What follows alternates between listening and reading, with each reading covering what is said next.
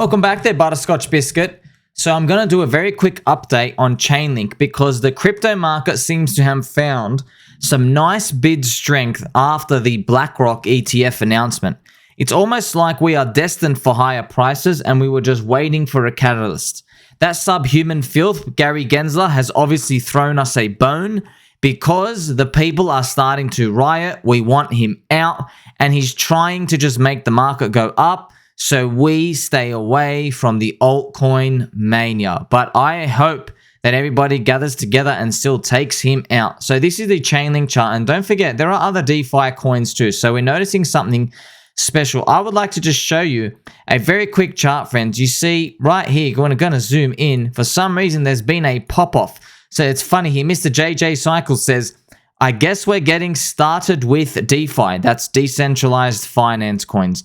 Just as everyone was cheering about Bitcoin dominance every single time. So if you zoom in here, we can actually see. So this is Compound, right? Compound's still down. Don't worry about that trash. Aave, I saw big whales accumulating. Some dude's got like 25 million Aave or something. Some $25 million. Insane. Synthetics as well. You have Uni. These are plus 35%, plus 40%. This is insane. Curve plus 12%. So I don't know what it is, but I can tell you something right now. DeFi peaked in 2020. It has been a long time. So the DeFi group, the DeFi sector, it has been in a bear market longer than everything else. So one of my theses was that DeFi would recover first. Now, obviously, in markets and investing, you just got to get used to this, friends. Sometimes you're just too early, and that's what it is.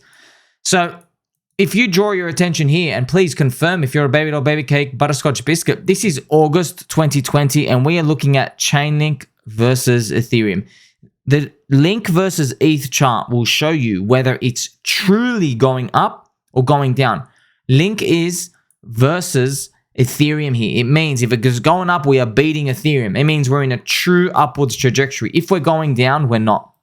I'd like you to know that Ethereum peaked here. So you'll notice Link versus ETH went down. So what was happening was Ethereum was going up so much, but ChainLink couldn't catch up to it. It just means it was done. Now, of course, people are going to say because the team was dumping, but honestly, it doesn't really matter. I've seen so many spreads, charts in my lifetime. Don't worry about the reason. When it's done, it's done. And clearly this thing was done. And if you notice, this was August of 2020. So it's been a long time, my friend. It has been a very long, painful time. We're talking over 1,000 days here, 1,043 days. My gosh, this is pain. It really makes you weep. But this is what markets do, man. Markets do. If you want to hold until the end, if you want actually to win, this is what you must sit through. I have this vertical box here to show you where we might land somewhere in 2025 to 2026.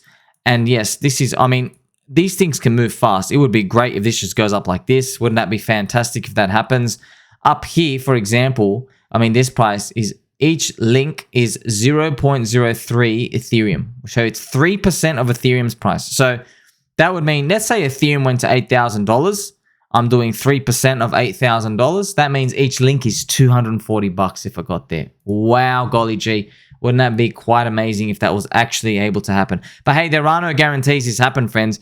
It's also possible that Link can only go to like 1.2% of Ethereum's price. So if you do 0.012 times $8,000, you're only at $96. Hey, I know a lot of people will say, I'll take a $96 Link considering it's like $6 and it was just on the cusp of $4. Of course, friends. So I'd like you to know that we're still on the path. There's been of a DeFi resurgence here. But I don't know if it's because a DeFi season per se is coming. I just think that DeFi finished earlier. So to let you know what happens, okay, markets need time capitulation. Okay, you know this by now. I'd like you to know, so this is the Bitcoin chart. Basically, DeFi peaked here. You see this? This is where DeFi peaked.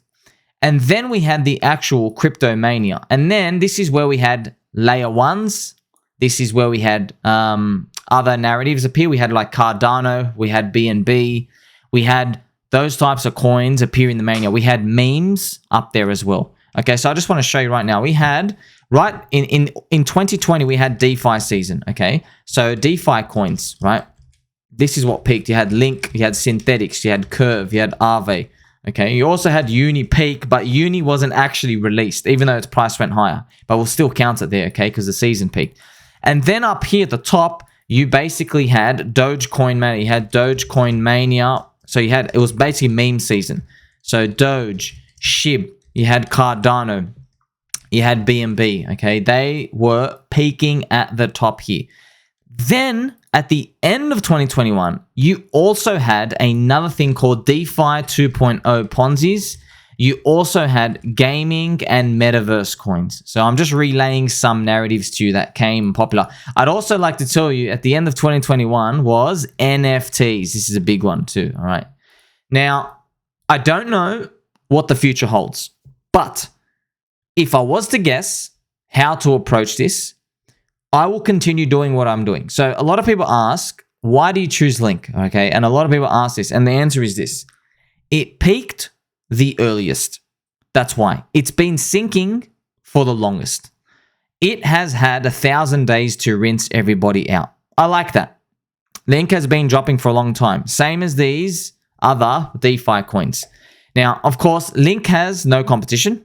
The others do have competition. Uni's competing with Curve, for example. They're going to do stable coins, etc. Aave doesn't have any competition yet, but other people trying to compete with it. Aave is having money markets on Arbitrum and all these others. Synthetics got like 13 users, for example. So don't even worry about them. But I like ChainLink.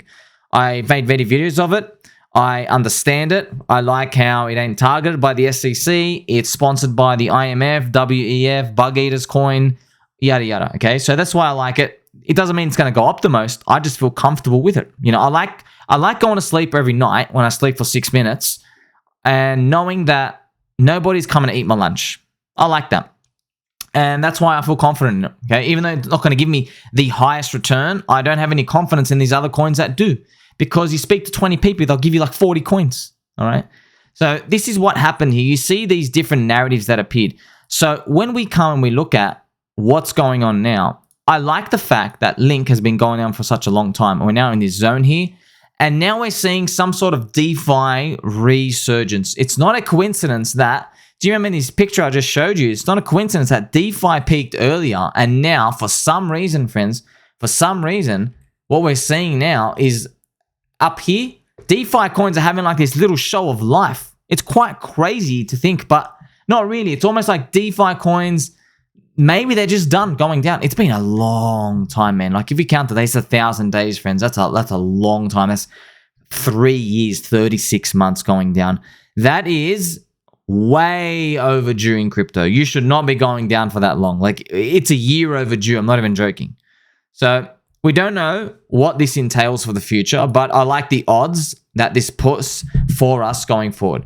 So, of course, the most important chart would be to look at everything versus Ethereum. This is the real chart to see value. So, I mean, I can do these theoreticals for you now, but I'll be honest, let's put on a regular chart because this is a log chart. It hides a lot. I mean, ooh, look at this. It's just disgusting for everything. I mean, honestly, I'll make this box bigger. You should be long from here. I'm not even joking.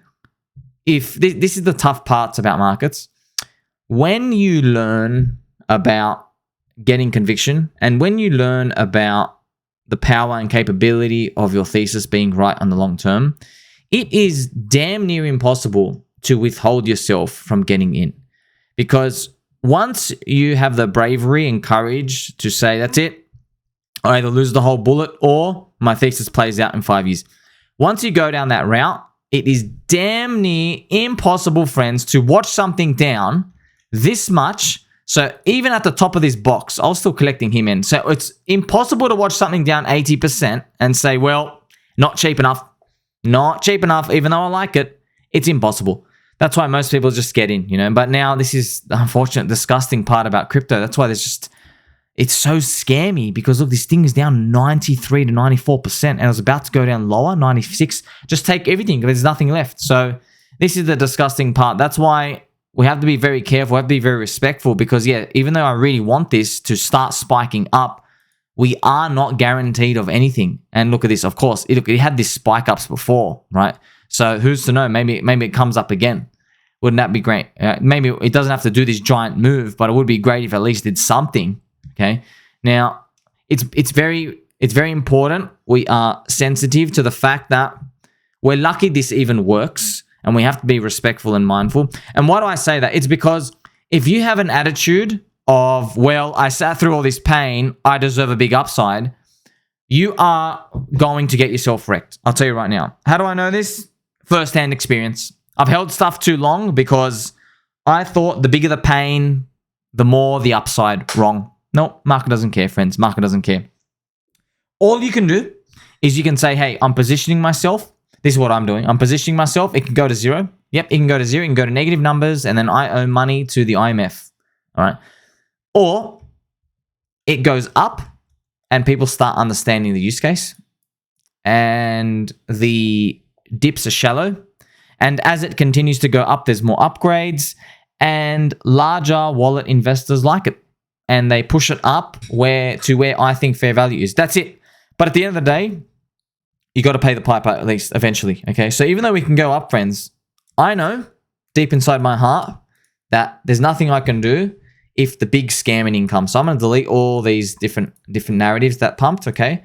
And remember, this is my guessing speculative channel for Bitcoin.